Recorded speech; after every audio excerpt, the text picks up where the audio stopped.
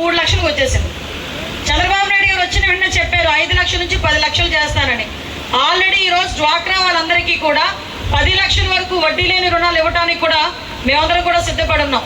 మీ అందరికీ తెలుసు, మన రాజధాని ఏందిరా అంటే నోరు నిలబెట్టుకునే పరిస్థితి 5 సంవత్సరాలు కూడా. ఒకసారి అమరావతి అంటాడు, ఒకసారి వైజాగ్ అన్నాడు, ఒకసారి ఏమో కర్నూలు అన్నాడు, 3 రాజధానులు అన్నాడు. 5 సంవత్సరాలు గడిపేశాడు. ఆఖరికి మన దగ్గరికి వెళ్ళి మా రాజధాని ఇది, ఇప్పుడు తమిళనాడు ఉంది, తమిళనాడు దగ్గరికి వెళ్ళి మీ రాజధాని ఏదంటే మనం ఇక్కడ చెన్నై అయినా ఏదో చెప్పుకోవచ్చు. అదేవిధంగా మన దగ్గరికి వెళ్ళి పక్కన ఆంధ్రప్రదేశ్ తెలంగాణ రాష్ట్రానికి హైదరాబాద్ అని చెప్పుకోవచ్చు. అటువంటిది మనకి ఆంధ్రప్రదేశ్ రాష్ట్రానికి రాజధాని ఏది అంటే ఏదో చెప్పుకోలేని పరిస్థితులు అయిపోయింది. కానీ ఈరోజు మన చంద్రబాబు నాయుడు గారు వచ్చిన తర్వాత గుర్తింపు ఉండాలని మన ఢిల్లీ పెద్దలతో మాట్లాడి 15,000 కోట్ల రూపాయలు తీసుకొచ్చిన పరిస్థితి. ఎందుకు ఈ మాట చెప్తున్నానంటే జగన్మోహన్ రెడ్డి కూడా చాలాసార్లు ఢిల్లీ వెళ్ళాడు.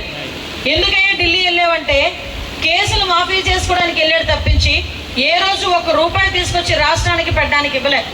పోలవరం, ఈరోజు ఆ పోలవరం కనుక నిండుంటే మనకి దార్లపూడి దగ్గర ఆక్వాడక్ట్ కనుక పూర్తయిపోయి ఉంటే ఇటుపక్క చుట్టుపక్కల ఉన్న వాళ్ళు ఎవరికి కూడా సాగునీటికి ఇబ్బంది లేకుండా 2 పంటలు పండే పరిస్థితి కూడా మనందరి దగ్గర ఉండేది.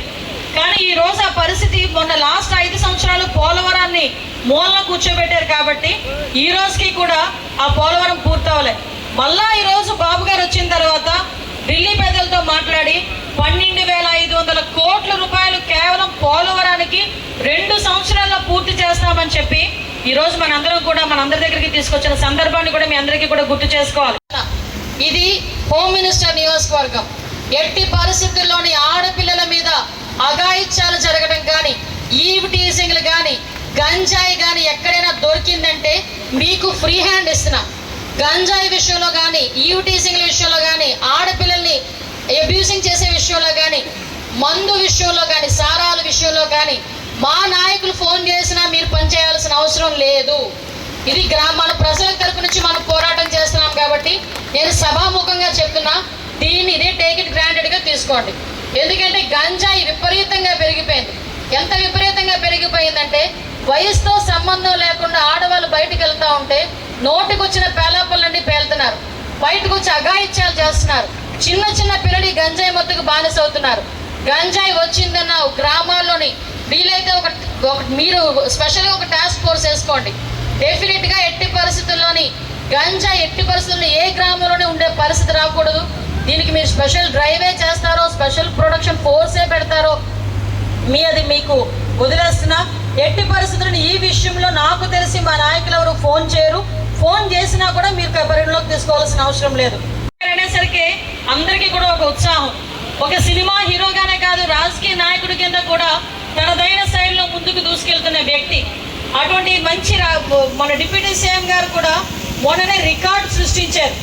ఏ విధంగా అంటే రాష్ట్రం మొత్తం మీద ఒకే రోజు గ్రామ సభలు ఏర్పాటు చేసుకొని గ్రామంలో ఇంకా మౌలిక సదుపాయాలు ఎన్నున్నాయో ఒకసారి ఎస్టిమేషన్ వేసి చెప్తే సుమారుగా 4,500 కోట్ల రూపాయల ఎస్టిమేషన్స్ తీసుకొచ్చి వాటికి అనుగుణంగా దగ్గర మొన్న చూస్తే 500 కోట్ల పైగా నిధులు కూడా విడుదల చేసిన సందర్భాన్ని ఈ రకంగా మీ దగ్గర గుర్తు చేసుకోవాలి. లాస్ట్ 5 సంవత్సరాలు ఒక రోడ్డు లేదు, ఒక కాలువ లేదు, ఒక పంపు లేదు, ఒక ఏదైనా అంటే వాటర్ పైప్ లైన్ వేస్తున్నామని ఉన్న రోడ్లు కూడా తవ్వుకొని వెళ్ళిపోయారు. ఆ విషయాలు మీ అందరికీ కూడా తెలుసు. కానీ ఈ రోజు మళ్ళీ అవే రోడ్లు వేయడానికి, డ్రైన్లు కట్టడానికి ప్రతి ఒక్కటికి కూడా మళ్ళా నిధులు ఎన్ఆర్జీఎస్ తరపున నిధులు విడుదల చేసే పరిస్థితి కూడా ఈ 100 రోజుల్లోనే మనం కూడా చేసుకోగలిగాం. వెళ్తే ఆరోగ్యశ్రీ కింద మనకు ఉండేవి డబ్బులు. అంటే పేదవాడు ఎవడైనా కార్పొరేట్ హాస్పిటల్కి వెళ్తే మీకు తెలుసా, లాస్ట్ 5 సంవత్సరాల్లో 1,500 కోట్లు బకాయిలు పెట్టిపోయాడు. చాలా మంది లాస్ట్లోని మేము ఆరోగ్యశ్రీ ద్వారా చేయమని చెప్పి చేతులు ఎత్తేసారు డాక్టర్లు. మళ్ళా తిరిగి ఈ రోజు వాళ్ళకి 700 కోట్లు బకాయిలు చెల్లించి మళ్ళా తిరిగి ఎన్టీఆర్ వైద్య సేవని పునరుద్ధరించిన పరిస్థితి కూడా ఈ 100 రోజుల్లో మనం చేసుకోగలిగాం.